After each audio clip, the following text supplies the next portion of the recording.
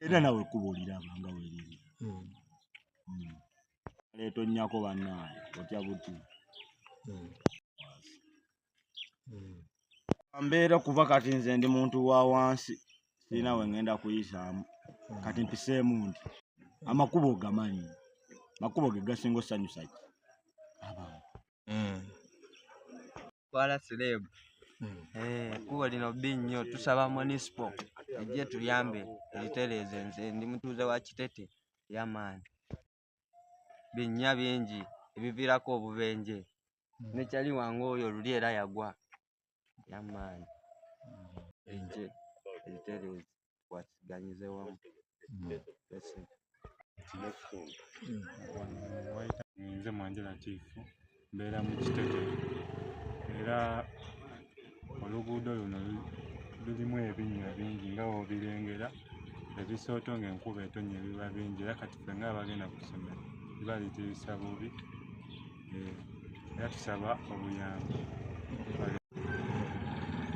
Osaba municipal atuyambe okweza ensonga oluguudo balutereeze tusobole okutambuza bye tusobola okukola. Nga ndi mutuuze wano mu Kitete. Ekituufu ekkubo lyaffe lino libi era bw'oyitamu ekiro ogwa n'ebigwo.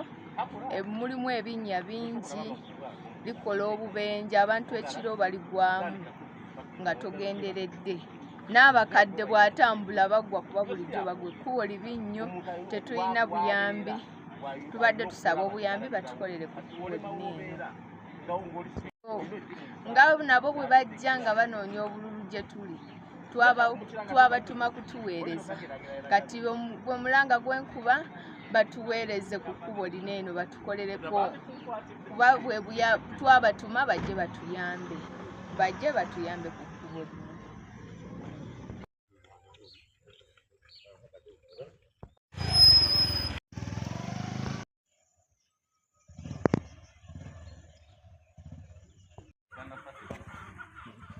Mwagala tukolera gundi anze ndi waku disitulikiti era ndi Kampala because nekuba makumbi yali okuzinga ng'akyali na minisita wa kubanga teri mukono esinga okuba n'amakubo. Samwero ndi mutuuze ku ggombolola ly'e Nama. Twebaza kansala waffe Odongo kuba nti yatukolera ekkubo liiyo ddungi eririmu binnya. Mwebaza nnyo sse.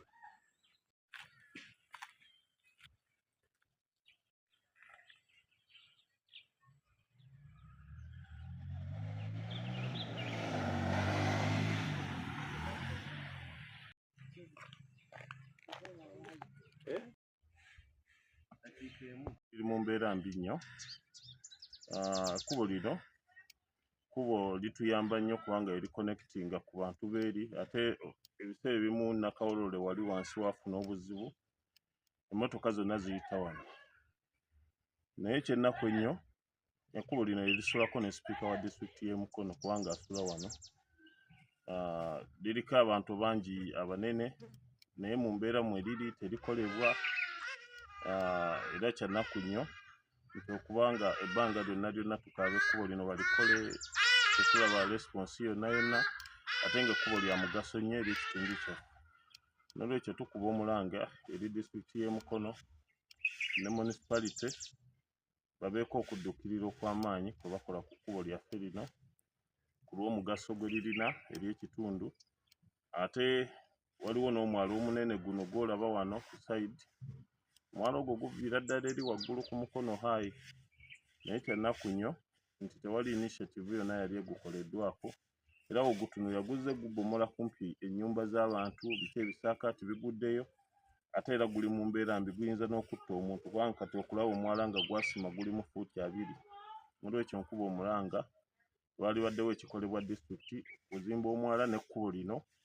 Ekkubo lino liviira ddala waggulu ku ssaza ne likkirira ne likonnekitinga ku Nakawolole ku liri eriva waggulu ku mukono boarding n'olwekyo tukuba omulanga wabeewo okudduukirira okw'amangu okulaba nga ekkubo lyaffe likolebwa era nga tulabe ng'enkulaakulana y'ekitundu tedda mabega kubanga amakubo gaba amabi enkulaakulana y'ekitundu tekola ki teyinza ttambula. Ekyokubiri nti ekkubo eriyisibwako sipiika omulambo wa disitulikiti eriba mu mbeera embi bweti toyinza kugamba nti waliwo ekkubo eriyinza okukolebwa kubanga ye muntu ndowooza namba 2 oba namba 3 mu disitulikiti namba. N'olwekyo ekkubo lyaffe tusaba likolebwe mu bwangu.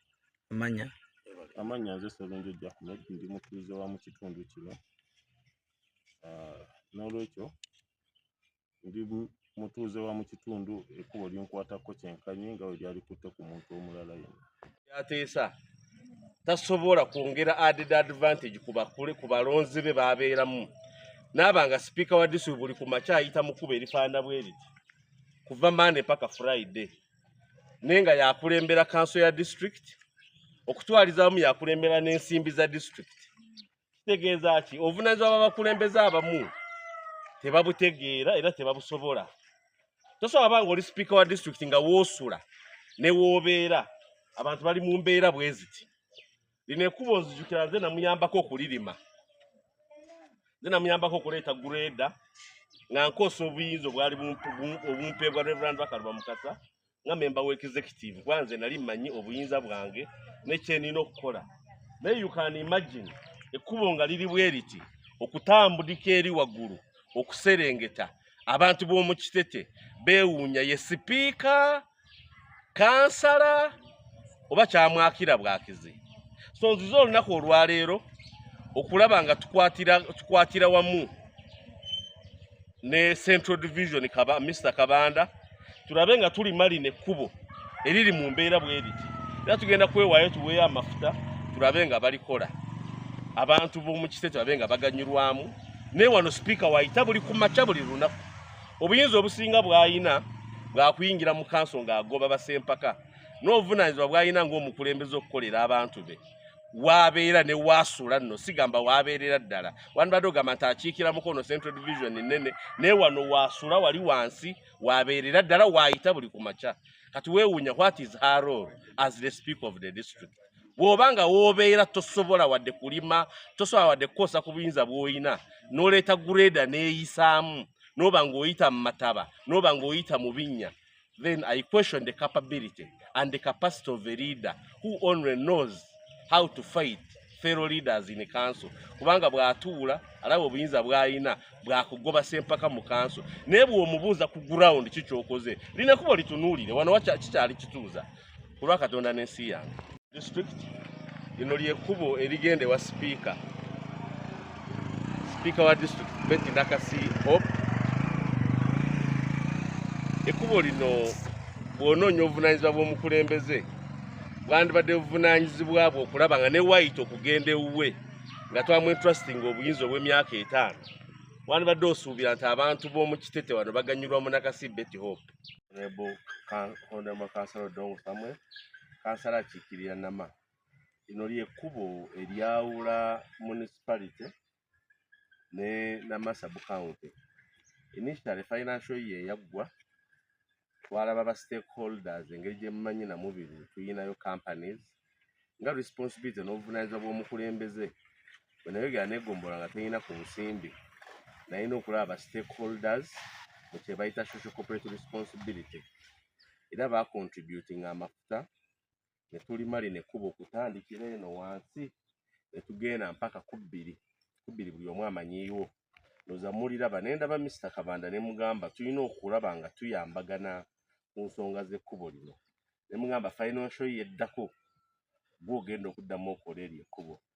Kyali kya ssanyu nnyo bwe natuukirira Mr. Kabanda era nga bwe twakkaanya teyeekyusa naye financial year omwaka gwe bwe gwatuuse ng'ekkubo era libi ng'obuvunaanyizibwa bw'omukulembeze n'omukulembeze obuvunaanyizibwa namutuukirira ne mbagamba batuyambe kubanga era twakkaanya nabo omwaka guno balirima era muliraba ekkubo wenyambukire nowava omukulembeze Odongo Samuel ava akiikirira Nama era ensalaasala ya Nama sub-county ne Mukono ne Central Division.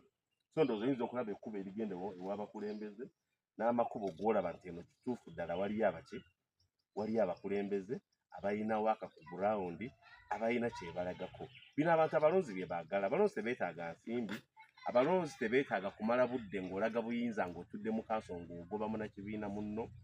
Abalonzi tebeetaaga malala oba gw'omanyi okukyusa akabina ku kibuga, si bye byetaagisa. Abalonzi tebeetaaga, beetaaga kulaba mirimu ng'ogikola. Bino bye baganyulwamu noze kuba osobola kuliraba erigenda Honorable Odong koolaasi. Nowa koolaasi talina kyasinga wano. So it's a big achievement. It's a big achievement. Byemu bye tulina okukolera abantu ate nga tubalaga waaka. Si bino byakwogera bwogezi. Olwa Katonda n'ensi ya. Tewali wali kanya, tewali museeto, amazzi gatambula bulungi. N'abantu baganyulwamu kubanga initially libadde teriyitikamu n'olw'obukulembeze obulungi n'abakulembeze abamanyi responsibility yaabwe n'obuyinza bwabwe. Ndi mutuuze wa kuno ku Kitete. Naye lwakuba mu kyalo kino tulina sipiika wa disitulikiti Mulamba asula eno, naye bw'otunuulira embeera y'ekkubo simanyi oba yavunaanyizibwa, naye nga kimanyi aba alina obusobozi okuyisawo eddoboozi lyaffe ne lituuka mu bakulu. Ba mukulu alina ekifo ekinene, naye nga bw'otunuulira embeera amakubo ogalaba ekiro otaba na ttooki kuba gukkubye.